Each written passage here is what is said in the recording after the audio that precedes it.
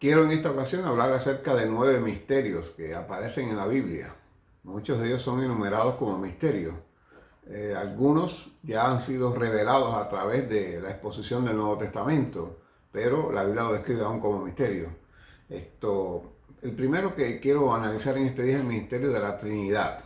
Primera de Timoteo capítulo 3, versículo 16 lo describe tal como es, como un misterio. Indiscutiblemente grande es el misterio de la piedad. Dios fue manifestado en carne, justificado en el Espíritu, visto de los ángeles, predicado a los gentiles, creído en el mundo, recibido arriba en gloria. Está hablando aquí de la manifestación de la Trinidad, el Padre presente allí, el Espíritu y Jesús que vino en carne a la tierra y luego fue ascendido al cielo.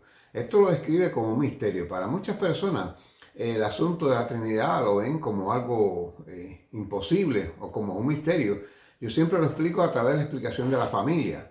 Una familia es única, es una sola familia, es una palabra en singular, familia. Sin embargo, está compuesta de varias personas, papá, mamá, abuela, tío, sobrino, nieto. O sea, pueden vivir varias personas en una familia. Y así mismo es Dios. Entonces, los que se preguntan y dicen, bueno, pero ¿cómo es esto? Un Dios de tres cabezas, un Dios de esto. ¿Quién creó a Dios?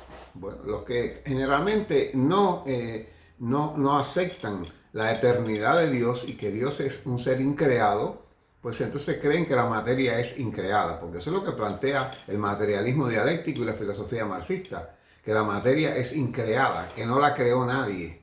Entonces, es más fácil creer para usted que la materia existió siempre sin que nadie la creara, pero que no que existió un Dios increado que entonces sí creó la materia. Y este es un asunto de fe. Y hay que creerlo porque la palabra lo dice. Y un día estaremos en la presencia del Señor y podemos entender cómo es que la Biblia habla acerca de un Dios, que hay un solo Dios, y pone a Jesucristo como mediador, como aquel que vino y asumió la naturaleza humana para morir por los pecados del mundo. Pero existe un solo Dios, y ese Dios consta de tres personas únicas, únicas. El segundo misterio es el sufrimiento de los justos. Segunda a los Tesalonicenses capítulo 2 verso 7, porque ya está en acción el misterio de la iniquidad. O sea, muchos se preguntan por qué existe el mal. ¿Por qué Dios no nos los puso fácil? ¿Por qué Dios no hizo un mundo sin que hubiera maldad, sin que hubiera cosas malévolas, cosas malvadas? Bueno, algunos dicen, bueno, porque eso lo hace Dios para Dios probar, para ver hasta dónde el creyente aguanta, para ver hasta dónde tú le eres fiel. Mire, yo no creo eso porque Dios es omnisciente. Dios no necesita probarte para saber hasta dónde tú vas a llegar. Es más, que ya antes de que tú nacieras, ya Dios sabía tu nacimiento y tu muerte. Tu vida completa aquí en la tierra tenía una película delante de sí. No está la palabra en mi lengua y aquí, oh Jehová, tú la sabes toda. O sea, Dios, antes que tú pienses algo, antes que tú vayas a decir una palabra de aquí a 10 días, ya Dios sabía la respuesta que te iba a dar dentro de 10 días. Entonces yo no creo que el sufrimiento viene como manera de Dios saber cómo respondemos nosotros al sufrimiento. Me parece a mí, y digo me parece porque es mi criterio, porque si no, no fuera un misterio. Es mi criterio, es que Dios permite el sufrimiento para que seamos nosotros mismos quien seamos capaces de medir hasta dónde podemos llegar siendo fiel a Dios. Porque ¿qué sucede? Cuando tú pasas una prueba grande, pasas un dolor, un sufrimiento, y en medio de esa prueba Dios se levanta, Dios te restaura, Dios te sana, Dios te ayuda, Dios te hace un milagro. Es cuando tú puedes valorar lo grande que es el amor de Dios y darle valor a ese amor, porque tú valoras el amor de una persona cuando tú ves lo que esa persona es capaz de hacer por ti. Si tú eres una persona que eres más agradecida, quizás no estés valorando lo que los demás hagan por ti, pero cuando tú tienes a alguien que se sacrifica por ti, que hace algo grande que más nadie haría en la vida, sino esa persona solamente, pues eso te da a ti una valoración grande de ese amor y tú eres capaz de decir, oye, de verdad que esta persona me ama. Pues entonces, de igual manera, cuando en medio del sufrimiento nosotros nos mantenemos fiel a Dios y vemos que al final Dios nos da siempre la victoria, eso es lindo, eso es algo grande en la relación con el Señor. Tercer misterio, el misterio de la fe. Primera a Timoteo capítulo 3 verso 9, que guarden el misterio de la fe con limpia conciencia. La fe realmente es un misterio, vaya, porque sinceramente, sí, tú lees la Biblia y dices, bueno, sí, todo es creerlo por fe y si lo creemos, pues lo recibimos. Así de sencillo. Pero tú te pones a analizar y tú dices, bueno, wow, pero ¿y por qué yo? ¿Y por qué? ¿Y por qué de esta manera? ¿Por qué tiene que ser por fe? Los hombres que vivieron en la antigüedad, algunos de ellos caminaron con Dios. Eh, Enoch, por ejemplo. Y los apóstoles estuvieron allí con Jesús todo el tiempo, lo vieron, lo tocaron, comieron pescado con él, comieron comida, tomaron vino, estuvieron ahí juntos todo el tiempo con él, pero nosotros en esta época no, ninguno ha caminado codo a codo con Dios.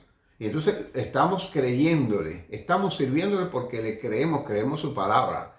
Y uno a veces se pregunta, ¿y cómo es posible que yo pueda tener esa fe que tengo? ¿Y cómo es posible que Dios haya puesto esa fe en mí? Porque la fe es un don de Dios, déjame decirle. Pero uno a veces no entiende sinceramente cómo es que Dios hace las cosas. Hace muchos años yo me estaba bañando en una playa, en la playa de Santa Lucía de Camagüey, y me alejé mucho de la costa, mucho, me fui muy lejos más adentro, queriéndome hacer el héroe, porque había unas muchachas que estaban en la orilla ahí, y yo había hecho un reto con un amigo mío. Bueno, la cuestión es que me empezaron a faltar las fuerzas y ya no pude llegar, no solo no pude llegar al lugar que me había propuesto, sino que ya no tenía fuerza para regresar para atrás y estaba muy lejos de la orilla y no daba pie. Y empecé a ahogarme. Clamé a Dios, de repente desapareció un hombre en una balsa, me tendió la mano, me asió, me acercó, me dijo agárrate de aquí, me agarré de la balsa y él fue remando con la balsa hasta la orilla.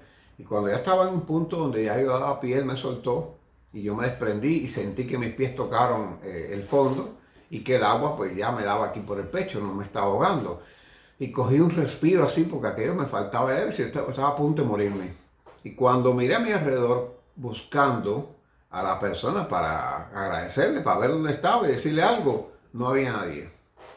Y miren, yo estaba en una playa que en ese momento, no sé si era porque era muy temprano, no era ese tipo de playa que usted va y te ve que hay tantas miles de personas que parecen cabecitas de fósforo y la playa está llena. No, no, no. Esta playa no estaba llena. Y en ese momento no había nadie alrededor.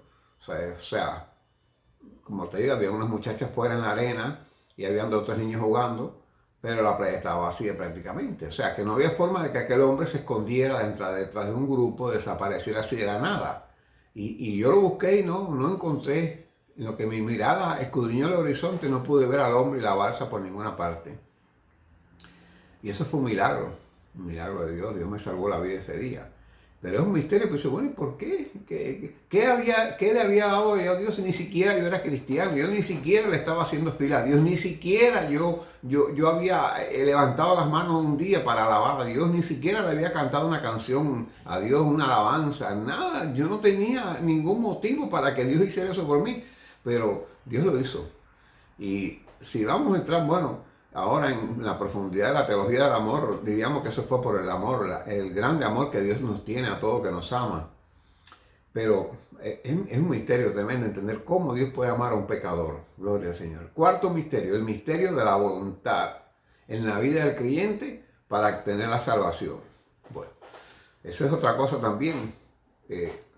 Ningún ser humano se merita la salvación. Dice la Biblia, por cuanto todos hemos pecado y estamos destituidos de la gloria de Dios. Todos los seres humanos han hecho lo malo en algún momento. Todos los seres humanos hemos sido rebeldes ante Dios.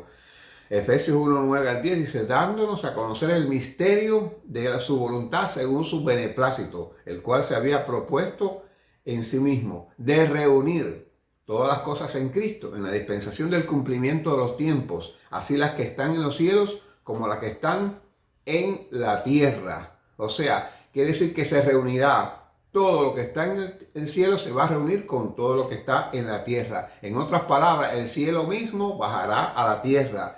Y yo, Juan, vi descender del cielo, ay, aleluya, cada que veo ese versículo, eso me llena de emoción, gloria a Dios para siempre. Apocalipsis 21, la revelación que tuvo Juan cuando ve descender la nueva Jerusalén. El cielo desciende a la tierra. Yo, Juan, vi la santa ciudad, la nueva Jerusalén, descender del cielo de Dios, dispuesta como una esposa ataviada para su marido.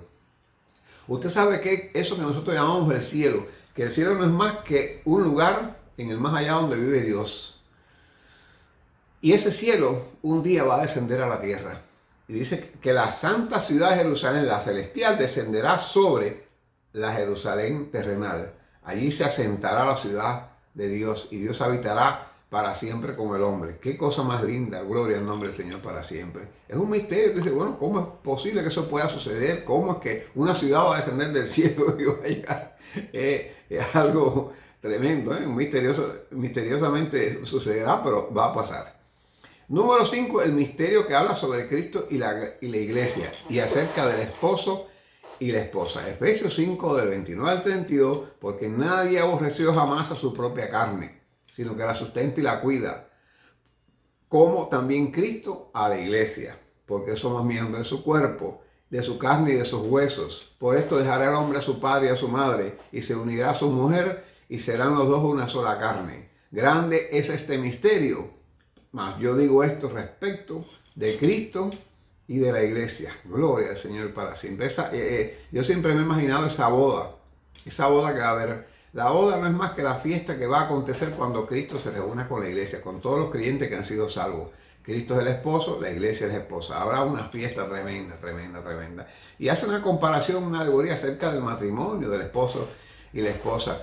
Óyeme, porque de verdad que cuando uno se une a una mujer en Cristo, digo en Cristo, hago la aclaración, porque cuando uno no tiene a Cristo, uno hace muchas diabluras. Yo, por ejemplo, tuve varias. Y dice, dejará al hombre a su padre y a su madre. Mire, yo he vivido más años con mi esposa que con mis padres. Más años. Óigame que se lo estoy diciendo. Llevamos muchos años juntos. Yo viví con mis padres hasta un poco después de la adolescencia. Y enseguida, pum, me fui a vivir con una mujer. Viví un tiempo con ella. La dejé. Después estuve viviendo con otra. Y así tuve, pues, de picaflor de aquí para allá, de allá para acá. Era tremendo mujeriego. Pero lo que sucede también es lo siguiente. Que uno a veces, pues, tiene tiempos de stand-by donde deja una mujer y está unos días sin mujer, entonces me regresaba para casa de mis padres, pero era por poco tiempo, por pocos días. Entonces, por eso, en resumen, yo he vivido más años con mi esposa que con lo que viví con mis padres. Y dice que esto es un misterio. Dice, bueno, tú te unes a una mujer en el Señor, te enamoras, vives allí con esa persona y llega un momento en que ya es una unión tan linda que tú no quieres deshacer aquello. ¿Tú me entiendes? ¿Por qué motivo? Porque tú encuentras la verdadera felicidad en Cristo. Así mismo es la felicidad que vamos a encontrar el día que estemos con Dios en la boda del Cordero. Gloria al Señor. El misterio acerca de la restauración de Israel. Romanos 11:25, porque no quiero, hermanos, que ignoréis este misterio, para que no seáis arrogantes en cuanto a vosotros mismos, que ha acontecido a Israel endurecimiento en parte, hasta que haya entrado la plenitud de los gentiles. Bueno, el endurecimiento de Israel fue una oportunidad para la iglesia. O sea, Dios no ha rechazado a Israel. Déjame decirle que Israel sigue siendo el pueblo de Dios. Pero al endurecerse Israel, a rechazar a Cristo, a no conocer a Cristo, bueno, recuérdese que Cristo fue crucificado en Israel. Y los que pedían crucificar eran judíos. Entonces ese endurecimiento es un misterio porque Dios, sin dejar de amar a Israel, sin dejar de tener a Israel como pueblo de Dios, Él le dio entonces entrada a la iglesia. Bueno, esto me rechazaron, vengan ustedes. Esa fue la oportunidad que tuvimos nosotros. Alabado sea el Señor para siempre.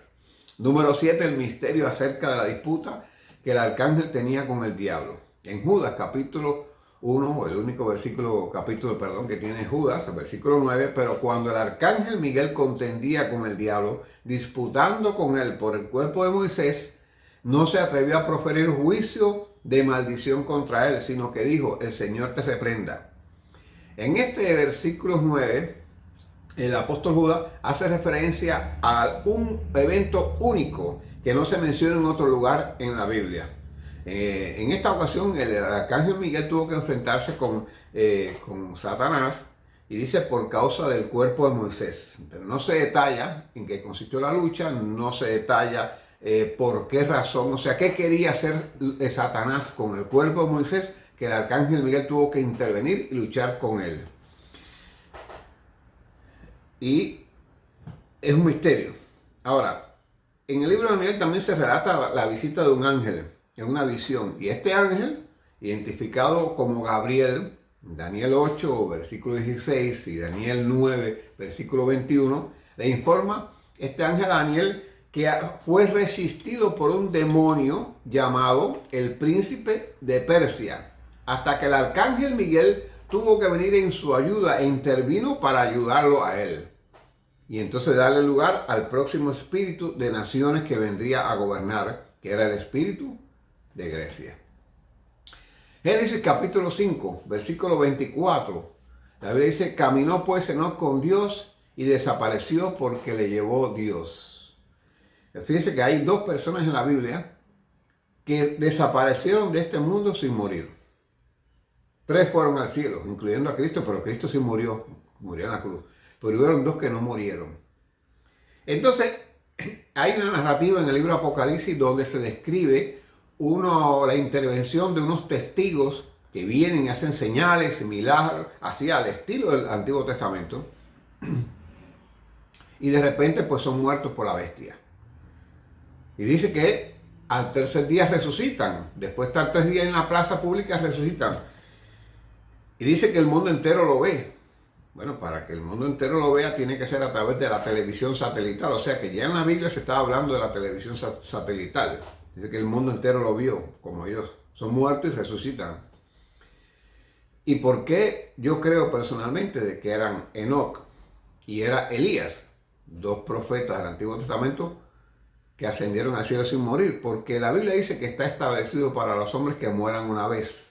Y después del juicio, todos los hombres tienen que morir una vez. Y después se enfrentan al tribunal de Cristo. Todos los hombres tienen que morir una vez. Cristo ya murió. Por eso fue al cielo y después vendrá, pero ya no tiene que morir porque ya él murió. Para que se cumpla en Cristo esta palabra, porque Cristo se hizo hombre y como hombre tenía que morir, por eso él fue a la cruz. Pero hay dos que no han muerto. Hay dos que ascendieron al cielo. No es el caso de Moisés. Hay un Orígenes, un famoso teólogo cristiano de la antigüedad, que era escritor también, menciona en sus escritos el libro La Ascensión de Moisés. Parece que algún teólogo de la antigüedad se le ocurrió decir que Moisés había ascendido al cielo. Bueno, si ascendió o no, no lo sé, la Biblia no lo describe, puede que sí, pero no creo que sea uno de los testigos, porque estos testigos van a morir. Si ya Moisés murió, y la Biblia sí relata claramente la muerte de Moisés y donde fue enterrado, pues entonces él no va a morir una segunda vez, porque no hay segunda muerte. Solamente, o sea, terrenalmente nada más que se muere una sola vez. La segunda muerte es en el infierno. Bueno, a lo que íbamos. Entonces, yo creo firmemente que es Elías y es Enoc, que fueron al cielo sin morir y aparecerán en el futuro. En el libro Apocalipsis se narra como dos testigos que vienen y hacen juicio a favor de Dios. Número 8, este es el penúltimo, el misterio de los gigantes del Antiguo Testamento. Aleluya. Génesis 6:4, había gigantes en la tierra en aquellos días, y también después que se llegaron los hijos de Dios a las hijas de los hombres y les engendraron hijos. Estos fueron los valientes que de la antigüedad fueron varones de renombre. Números 13:33, también vimos allí gigantes, hijos de Anac, raza de los gigantes, y éramos nosotros, a nuestro parecer, como langosta, y así le parecíamos a ellos. Ahora, mire, yo empecé a ver, fue en YouTube precisamente que empecé a ver algunos videos hace algunos años, donde habían algunos autores o intérpretes de la Biblia, que decían que los gigantes eran producto del acto sexual de los demonios con las mujeres. Yo eso al principio, yo no lo creía, porque yo creo de la Biblia, yo creo solamente lo que está escrito en la Biblia. Ya cuando las demás cosas, Pablo decía, aprende a no pensar más de lo que está escrito. Así decía el apóstol Pablo. Aprende a no pensar más de lo que está escrito. Si no son puras especulaciones. Bueno. Y yo soy una persona que en cuanto a la Biblia creo lo que está en la Biblia. Si no, no lo creo. Vaya, fuera de eso, si usted me dice, te voy a regalar $1000, entonces sí lo creo. Pero en cuanto a la Biblia, creo lo que está escrito. ¿Y qué sucede con esto? Sucede que un buen día me dio por investigar, escudriñar. La Biblia manda que escudriñemos las Escrituras. Y encontré que en la traducción del hebreo, la palabra que se utiliza para designar aquí de que los hijos de Dios se allegaron o se acostaron con las hijas de los hombres y tuvieron hijos, estos fueron los gigantes, es la palabra Nefilim. Yo había oído hablar de eso, pero yo no le había metido la cabeza. Un día, entonces busqué la Biblia en hebreo y busqué la traducción. Y entonces resulta que traduciendo este versículo, pues podríamos decir de la siguiente manera: en aquellos días y aún después, cuando los hijos caídos de Dios tuvieron relaciones con mujeres, nacieron gigantes que fueron famosos por su valentía. Otra traducción: había gigantes en la tierra en aquellos días, y también después que entraron los hijos caídos de Dios a las hijas de los hombres y les engendraron hijos, estos fueron los valientes que desde la antigüedad fueron varones de renombre. Allí la palabra hijos de Dios se usa la palabra Nefilim, que significa los caídos, los hijos caídos. Entonces, ¿quiénes son los hijos caídos? Gloria a Dios. Hijos caídos que tuvieron relación con hijas de los hombres. Se está refiriendo a los hijos caídos. ¿Quiénes son los hijos caídos? Los ángeles caídos. Entonces, de allí fue que yo entonces empecé a creer que sí, que es posible que sea así, de que esos hijos caídos de Dios tuvieron relación con las hijas de los hombres y nacieron los gigantes. Porque si no, fíjense que un gigante es una cosa prácticamente sobrenatural. Hoy en día existen hombres de alta estatura, pero no como se habla, la Biblia que habla de una raza de gigantes. O sea, que no es un hombre, porque hoy en día hay un hombre que sale de una familia, sale el hombre más alto del mundo, que está en China, dicen, o el de aquí en Estados Unidos. Ha habido también hombres que han llegado a ser hombres más altos, pero es un caso único. Y generalmente son personas que tienen asociadas enfermedades para ese mismo tipo de crecimiento excesivo. Pero esta gente era una raza. Y como te digo, esa es mi opinión, una opinión que saqué de esa traducción, te tenga la suya. Como yo siempre digo, hay muchos hechos que se narran en la Biblia, pero no son importantes para la salvación. Lo importante es que Cristo murió por ti. Lo importante es que Cristo dio su vida. Lo importante es que Cristo viene pronto. Y lo importante es que la doctrina de la fe nos enseña que si creemos en Cristo, lo confesamos como nuestro Señor y Salvador y lo seguimos, somos salvos. Eso es lo importante. Las demás cosas que usted puede especular o pensar sobre algún versículo de la Biblia, eso es bueno escudriñar, es bueno conocer, pero no es tan importante. Las doctrinas fundamentales de la Biblia son lo importante. Y por último, el misterio de la transformación que tendrán todos los creyentes al momento de sonar la trompeta. Gloria a Dios. Primera a los Corintios capítulo 15, versículo 51. He aquí os digo un misterio. Ahí el último misterio de hablar. No todos dormiremos, pero todos seremos transformados. En un momento, en un abrir y cerrar de ojos, a la final trompeta, gloria al Señor, porque se tocará trompeta, déjeme decirle. Y los muertos serán resucitados incorruptibles y nosotros seremos transformados, porque es necesario que esto corruptible se vista de incorrupción y esto mortal se vista de inmortalidad. Y cuando esto corruptible se haya vestido de incorrupción y esto mortal se haya vestido de inmortalidad, entonces se cumplirá la palabra que está escrita: sorbida es la muerte en victoria. ¿Dónde está, oh muerte, tu aguijón? ¿Dónde, oh sepulcro, tu victoria? Ya que el aguijón de la muerte es el pecado y el poder del pecado la ley. Mas gracias sean dadas a Dios que nos da la victoria por medio de nuestro Señor Jesucristo. Gloria a Dios para siempre. Qué lindo. Eso sí es un misterio que vale la pena creer en él.